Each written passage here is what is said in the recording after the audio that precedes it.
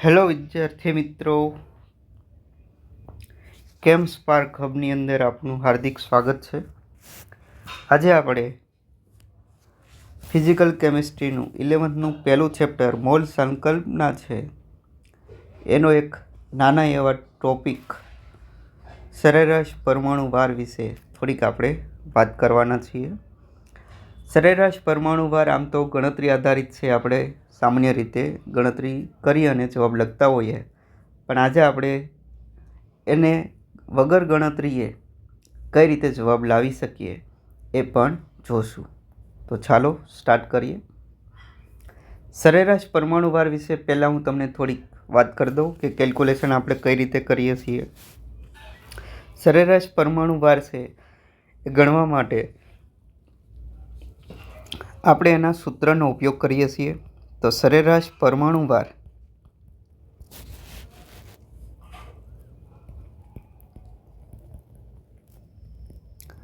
બરાબર આપણી પાસે સૂત્ર છે સમેશન ઓફ પર્સેન્ટેજ પ્રમાણ અને આને ગુણ્યા પરમાણુ ભાર.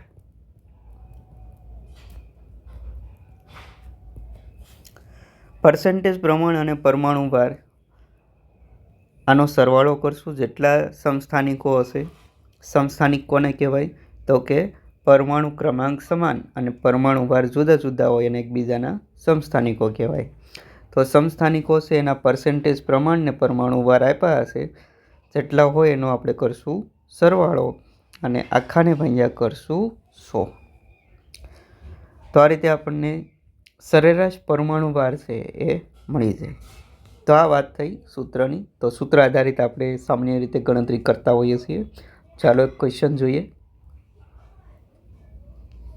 પ્રશ્ન છે બોરોન 2 સ્થાયી સમસ્થાનિકો બોરોન 10 અને બોરોન 11 ધરાવે છે, જેમાં બોરોન 10 છે એ 19% છે અને બોરોન 11 છે એ 81% છે.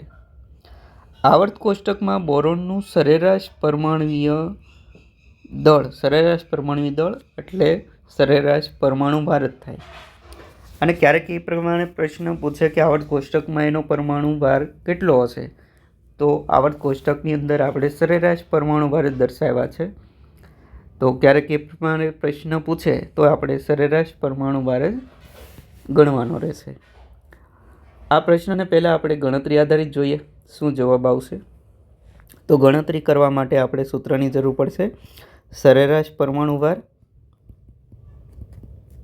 બરાબર પર્સન્ટેજ પ્રમાણ ગુણ્યા પરમાણુ ભાર છે એનો આપણે કરશું સરવાળો. તો પહેલાં છે પર્સન્ટેજ પ્રમાણ બોરોન 10 છે એ 19% છે, તો અહીંયા આવશે 19. પરમાણુ ભાર 10, તો આને ગુણ્યા 10 પ્લસ બીજો સમસ્થાનિક છે એનો પર્સન્ટેજ પ્રમાણ છે 81%, તો અહીંયા આપણે કરશું 81 અને એનો પરમાણુ ભાર છે 11, આને ગુણ્યા 11 અને આખાને ભાગાકારમાં લઈશું 100. હવે આનું આપણે થોડુંક સાદુરૂપ આપી દઈએ. 19 ગુણ્યા 10 કેટલા થશે? 190 વત્તા 81 ગુણ્યા 11 કરશો એટલે જવાબ મળશે 891. આને ભાગ્યા 100 એમનો કરી નાખો સરવાળો.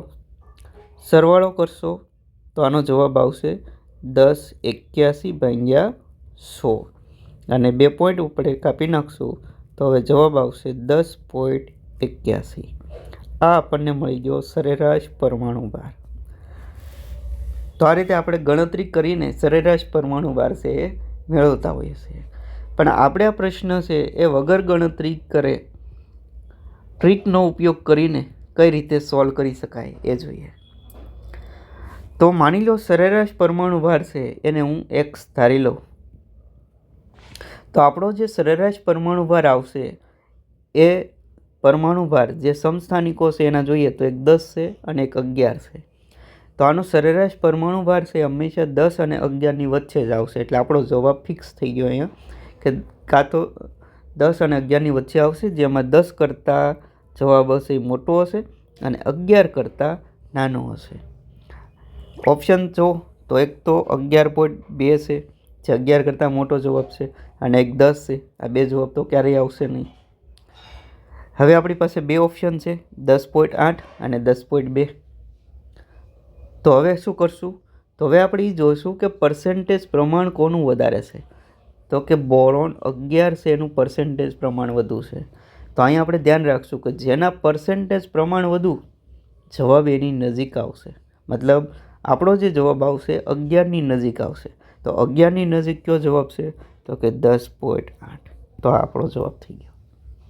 તો આ રીતે આપણે આ ટ્રીકનો ઉપયોગ કરી અને આરામથી દાખલો ગણ્યા વગર 5 થી 10 સેકન્ડની અંદર આરામથી આ જવાબ છે એ આપણે લાવી શકીએ.